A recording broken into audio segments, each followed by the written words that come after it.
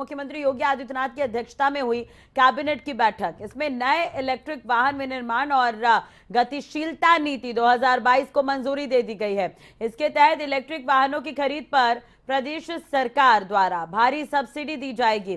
सरकार ने इसके तहत प्रदेश में 30,000 करोड़ रुपए के निवेश का लक्ष्य रखा है, जिससे प्रत्यक्ष या अप्रत्यक्ष तौर पर करीब 10 लाख लोगों को रोजगार मिलेगा। नीति का उद्देश्य न केवल राज्य में एक पर्यावरण के अनुकूल परिवहन प्रणाली को विकसित करना है, बल्कि इलेक्ट्रिक वाहनों, बैटरी और संबंधित उपकरणों के विनिर्माण के लिए उत्तर प्रदेश को एक वैश्विक केंद्र भी बनाना है। नई इलेक्ट्रिक वाहन नीति 2022 में त्रिआयामी प्रोत्साहन व्यवस्था का प्रावधान किया गया है, जिसके तहत उपभोक्ताओं की तरफ से इलेक्ट्रिक वाहनों की खरीदारी के लिए, इलेक्ट्रिक वाहनों के निर्माण के लिए, चार्जिंग और बैटरी स्वैपिंग सेवाओं के लिए प्रावधान रखे गए हैं। नई नीति की प्रभावी अवधि के पहले 3 वर्षों के दौरान इलेक्ट्रिक वाहनों की सभी श्रेणियों की खरीद पर 100% रोड टैक्स और पंजीकरण शुल्क में छूट रहेगी। यदि इलेक्ट्रिक वाहन का निर्माण राज्य में किया गया है तो समान छूट चौथे और 5वें वर्ष में भी जारी रहेगी।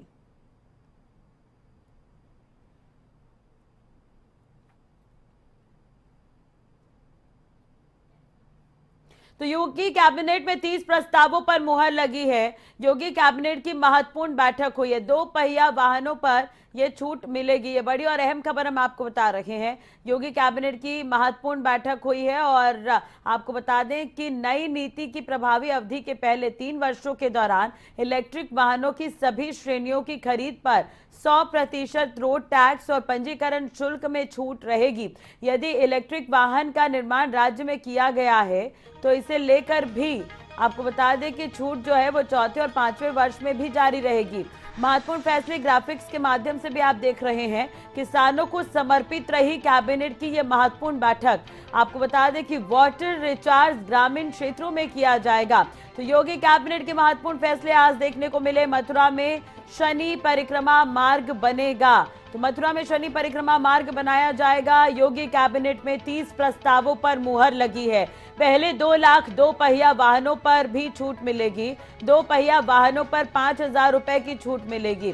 पहले 50,000 3 पहिया वाहनों पर छूट, 3 पहिया वाहनों पर 12,000 की छूट मिलेगी।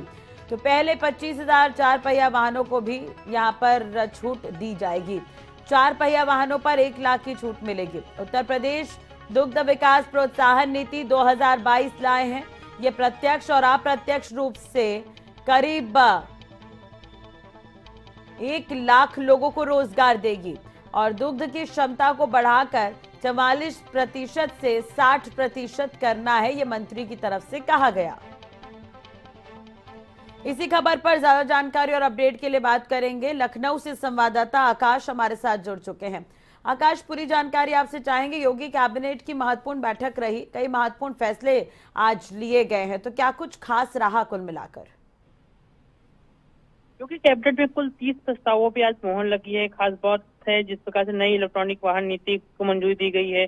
वाहनों की सब्सिडी बढ़ा के 15% कर दी गई। इसके साथ साथ जो 5,000 रुपए की छूट मिलती है इसे बढ़ा के 50,000 से 3 पहियों पे कर दिया गया है। इसके साथ और भी बड़ी बात देखी जाए तो धान की जो खरीद है, क्रय नीति, उस पर बदलाव करते हुए 2,223 सहकारिता विभाग के नियम के साथ कोऑपरेटिव रेट का फैसला लिया गया। जो लोन अभी तक नहीं दे पाए थे उन लोगों को देने में आसानी होगी। राष्ट्रीय बैंकों से जो मूल्य प्राप्त होता था उसमें कहीं ना आसानी। तो किसानों को लेकर देखता जाए धान खरीद पे एक अहम फैसला लिया गया है। इसके साथ साथ देखा जाए तो 2010 कुंटल के हिसाब से 2060 रुपए कुंटल के हिसाब से अब धान खरीदा जाएगा। 2022-23 में जिस तरह देखा जाए 3 जिले खासतौर से हरदोई और सीतापुर, बरेली, इन जिलों के खासतौर से धान खेती देखी जाए। इसके साथ ही देखा जाए तो खरीफ की मौसम जो मक्के और बाजरे की खेती थी उसको खेती को भी देखते उसका भी रेट बढ़ाया गया है। 1962 रुपए पहले रेट हुआ करता था, उसका रेट बढ़ा के 2350 रुपए कर दिया गया है।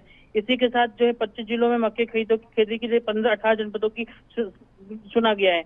और साथ ही देखा जाए तो सूक्ष्म लघु उद्योग है मेन सबसे बड़ी बात, उनको ध्यान में रखते हुए आइसक्रीम का निर्माण, नवीन इकाइयों की स्थापना को डेवलप करने के लिए प्रोत्साहन और प्रस्तावित नीति के अनुसार बाजार में प्रोत्साहन राशि 10% की बजाय 5 करोड़ रुपए का अनुदान देने की ये भी एक अहम फैसला लिया गया है। तो कुल 30 फैसलों पे हुए हैं और इन फैसलों को देखते हुए उत्तर प्रदेश में क्योंकि लगातार लंबी समय से कैबिनेट बैठक नहीं हुई थी, उसके बाद बैठक भी, इस बैठक में फैसले लिए गए। उन फैसलों में खास तौर से किसानों को, रोजगार को और इन चीजों को बहुत मद्देनजर देखते हुए बहुत अच्छी चीजें की गई हैं। अब देखना चलिए, बहुत बहुत शुक्रिया तमाम जानकारी और बातचीत के लिए। तो कुल मिलाकर किसानों के लिए फायदेमंद रही आज की कैबिनेट की बैठक, किसानों को समर्पित रही, 30 प्रस्तावों पर मुहर लगी है।